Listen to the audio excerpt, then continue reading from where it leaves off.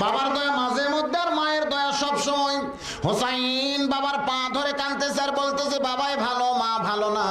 আর সামনে দাঁড়ায় হাসান কাঁদতেছে, ও বাবা আজকে 2 দিন হলে কোনো কিছুই খাই নাই। হযরত আলী একবার হাসানের দিকে একবার হোসেনের মুখের দিকে তাকাইতেছে। ছেলেদের শুকনা মুখ দেখলে বাবার কলিজায় দরদ হয় কি হয় না? জোরে বলেন, হয় কি হয় না? হযরত আলী একবার টোপলার দিকে তাকায়, টোপলার মধ্যেই খাবার আছে। 2টা ছেলে 2 দিন হলে না খাইয়া শুকনা মুখে যখন বারবার বাবার কাছে খাবার চায়, দুনিয়ার কোন বাবা গো পারবে যে টোপলাটা এভাবে আর হেফাজত করতে? বাজান হযরত আলী টোপলার দিকে আর সন্তানের মুখের দিকে যখন তাকায়, এমন সময় আল্লাহর কোরআন দাঁড়িয়ে বলতেছে, ইন্নামা আমওয়ালুকুম ওয়া আওলাদুকুম ফিতনা। আলী রে, সন্তানের মুখের দিকে তাকায়া দরজার ফকিরকে ভুলে যাস না।